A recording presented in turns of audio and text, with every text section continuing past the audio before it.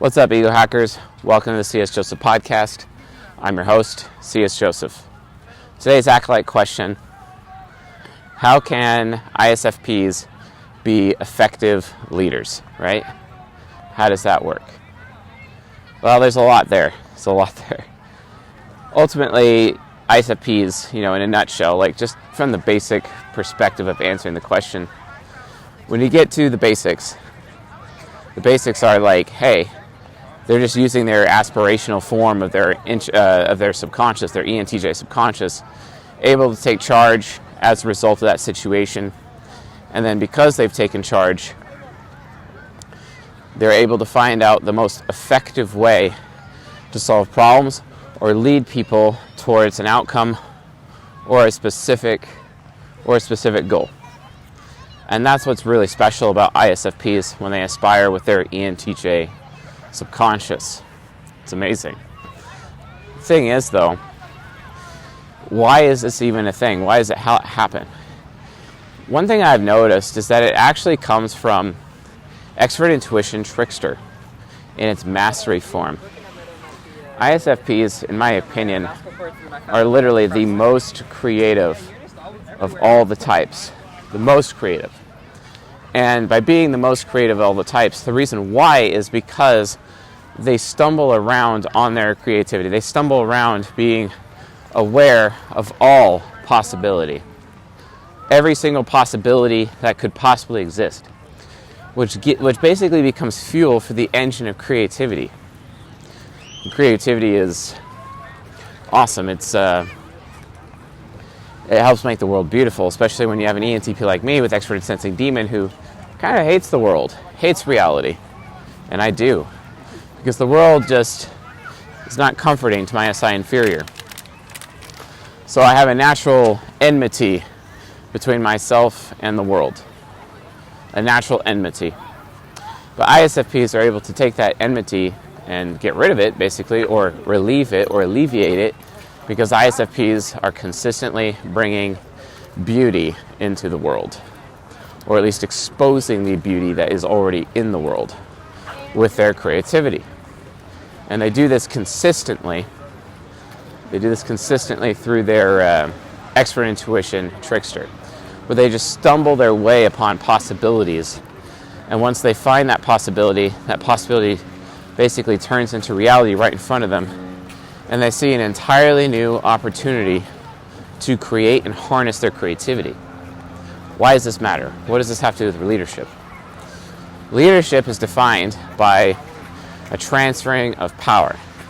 You who have authority or power, you are giving and sharing that power and authority with other people, and you are effectively empowering them with decision-making power, and then you are holding them accountable.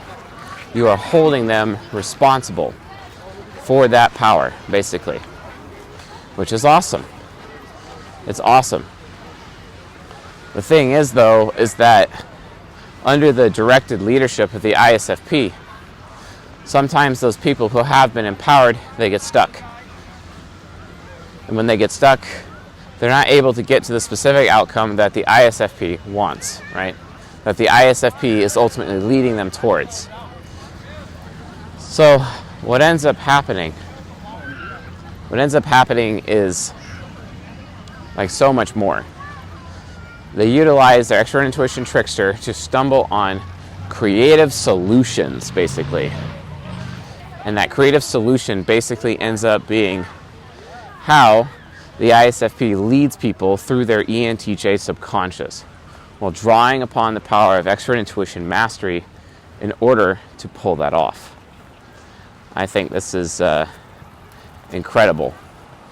I think it's amazing, basically. And I'm very thankful that ISFPs exist to be able to do that. Creative solutions in terms of systems, processes, ways of doing things, basically procedures. Because to an ISFP, they're really good at creating standard operating procedures. They're really good at creating lists of tasks. That's hey, if I do XYZ tasks in this certain order, I'm always getting XYZ outcome, right?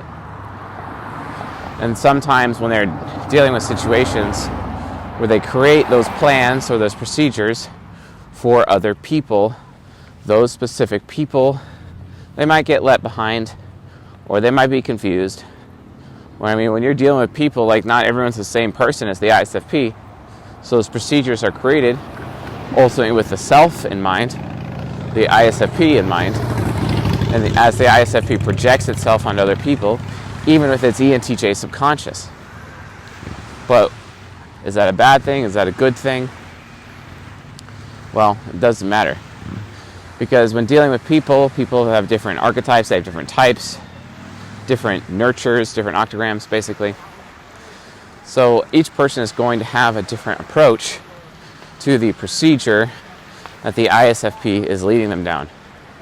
Then the ISFP is able to create via creative solutions, via expert intuition, trickster, and mastery mode, to adjust those standard operating procedures specifically with that person in mind.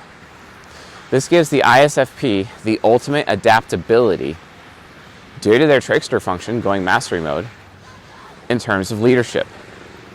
Adaptive leadership is just something that is entirely lacking in corporate America, for example. Because, for example, like you go into like a corporation and you could just tell the type of culture that is within a corporation. You could tell. Take like coffee or whatever. That company is a very ESTJ, INFP, affiliative corporate situation. It's horrible. There is no freedom. Everyone's so focused on doing the right thing that they don't actually get anything done, right? It's really frustrating within their bullshit corporatocracy. But then you look at, a company like mine. Mine is extremely flexible and lightweight. Not saying one is more correct than the others, because they definitely have their flaws. But the ISFP would come in, streamline everything, implement creative solutions with each person, or at least each team, in mind, mostly from a team-based approach, implement those changes, and then all of a sudden you have a well-oiled grease machine. Literally, as a result of the ISFP's creative solutions. It's always lame every time I see ISFPs who are just like, oh, I don't think I could be an entrepreneur, or, oh, I don't think I could be a leader. It's one of the most frustrating things I have ever seen. It's like actually annoying. Like actually annoying. And I hate that. Like, I actually hate that about how they just choose to not believe in themselves. That is extremely frustrating. And I just wish ISFPs would believe in themselves as well as believe in their leadership capacity a lot more. And it all stems from creative solutions. But the reason why they don't get into leadership is ultimately they're extroverted thinking inferior. They are afraid of what other people think of them. They are afraid that their opinion matters. They are afraid that no one is going to listen to them. They are afraid no one is going to follow their lead.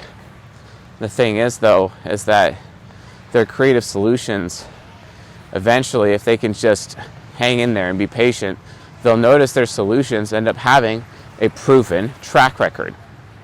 And that proven track record is ultimately everything. Proven track record. It's the most important thing. So keep that in mind. Proven track record.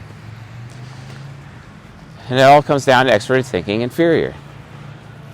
You have to keep refining your procedures. You have to keep refining your processes. You have to keep it flexible and adaptable for other people to use on a consistent basis. Because if you don't, you're going to have a lot of problems on your hands. And then you're just going to get deeper and deeper into your insecurity with your extroverted thinking inferior. But here's the thing. There's one thing you can do to fix that, and that is obviously read. Read books, especially business books, leadership books, and then your extroverted thinking inferior will become empowered. And through that empowerment, you'll have an extremely valuable opinion that you'll never have to fear whether or not anyone is going to listen to you or follow your lead, basically. And that's how it works. So, anyway, folks, thanks for watching and listening, and I'll see you guys on the next episode.